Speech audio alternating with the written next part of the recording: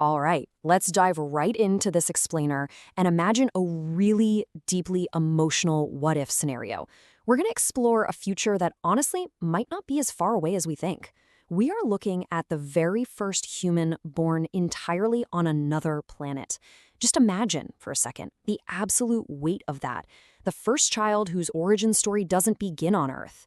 This isn't just about space travel anymore, it's about the fundamental reshaping of the human experience itself. I mean, try to imagine growing up without ever feeling a cool drop of rain on your face, without breathing in the crisp air of a spring morning, or just looking up to see this endless canopy of blue sky. Imagine not even knowing what a real ocean looks like, let alone actually swimming in one.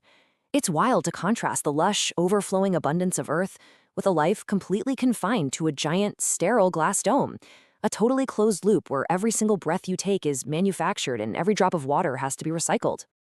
And that dome, well, it's located 225 million kilometers away. That is the sheer, frankly unimaginable distance between this new life and the home planet of their ancestors. They're growing up on a cold, dusty, unforgiving red rock. This kind of extreme isolation really sets the stage for humanity's next massive chapter. Because it's not just a physical distance, it's a profound detachment from literally everything human history has ever known. So how do we actually get there? Decades of early missions paved the way, right? Then, around the year 2058, history takes this massive leap. We finally managed to construct the first permanent city on Mars. Thousands of scientists, engineers, doctors, and families establish a really difficult, highly controlled, but stable life. And then, shortly after the city is truly up and running, a woman goes into labor. History is about to be completely rewritten.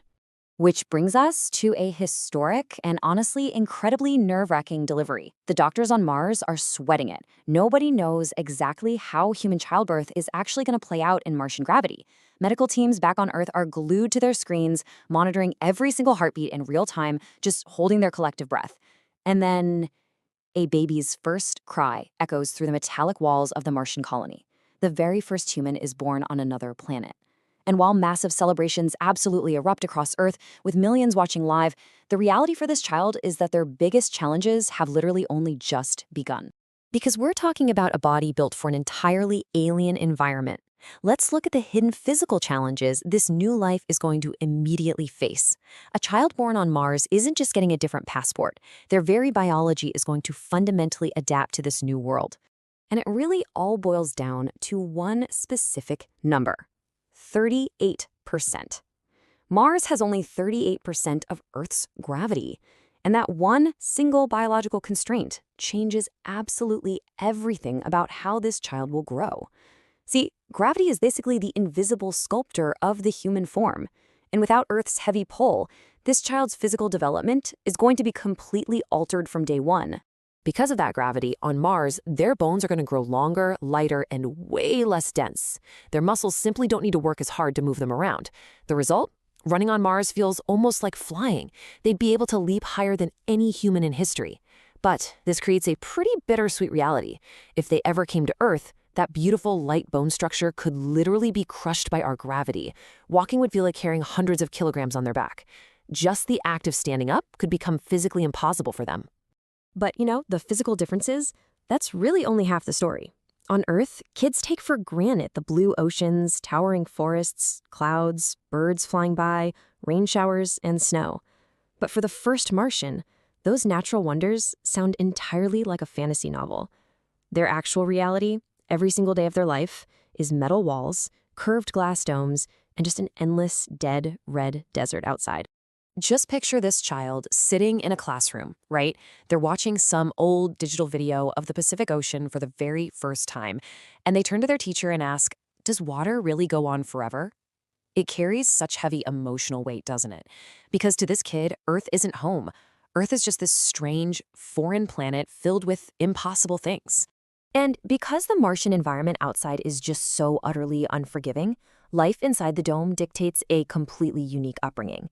Their education is quite literally a matter of life and death. These students will probably learn basic engineering before they even perfect their handwriting. They have to study life-critical oxygen systems and hydroponic farming. They need to master robotics and emergency survival protocols. Why? Because out there, a single mistake could cost the entire colony their lives. Every child has to know how to patch an air leak just to survive the day. It completely flips the whole concept of childhood adventure upside down, too. On Earth, you hop on a bicycle or maybe climb a tree in your backyard. On Mars, stepping outside without a highly advanced pressure suit means death in under a minute. So playing outside means gearing up, passing through an airlock, and racing electric rovers across craters, or maybe climbing inside giant ancient lava tubes. It's a childhood of extreme, calculated adventure. Eventually, though, this kid is going to grow into a teenager, and they're going to face an entirely different kind of hurdle, the psychological toll. It's going to be the very first identity crisis of its kind in human history. They're inevitably going to ask some incredibly difficult existential questions, like, am I from Earth? I've literally never been there. Am I from Mars, but humans didn't evolve here? Think about the profound disconnect in those questions. They are suspended between a human heritage they can never actually touch and a Martian reality that just wasn't made for them. So who are they, really? Earth calls them human. The people around them on Mars call them a pioneer. But effectively, they are the first Martian. They represent the very first time our species' identity is no longer exclusively tied to Earth. They are the true start of a brand new generation, one that fundamentally belongs to an entirely different world. But humans, we're a curious bunch, right? We always want to connect. So, let's fast forward a bit. Years later, scientists decide to attempt the impossible.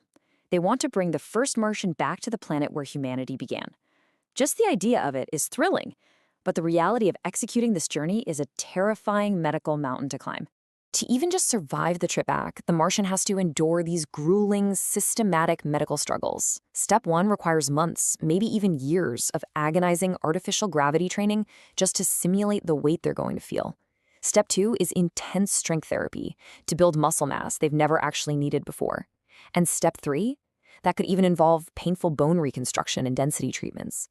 Every single day of preparation is their body violently fighting against the heavy, crushing nature of Earth's gravity. Imagine the scene. The spacecraft finally lands on Earth. The hatch opens up. Millions of people are watching live around the globe. Slowly, carefully, they take their very first step onto the soft soil of Earth. They look around, feeling the sun, seeing the blue sky, and they smile. But then, immediately, they struggle. The gravity just feels unbearable. Their knees buckle. Doctors have to rush in to support them. It's a truly heartbreaking realization. The planet that every human in history calls home is simply too heavy for the first Martian. Ultimately, whether they can comfortably walk on Earth or not, that single child will have forever changed history. Not just because they traveled to Mars, but because Mars was their beginning. This one birth permanently creates a new chapter. It's the exact moment we graduate as a species. We transition into a future where humans are no longer just Earth species, but a civilization spread across worlds. So, as we wrap up this explainer, I want to leave you with a pretty profound question to chew on. If you had the chance to move to Mars forever, knowing the ultimate sacrifice of planetary exploration, knowing your children might never ever be able to return to Earth, would you go? It's a really heavy question, but it's one we might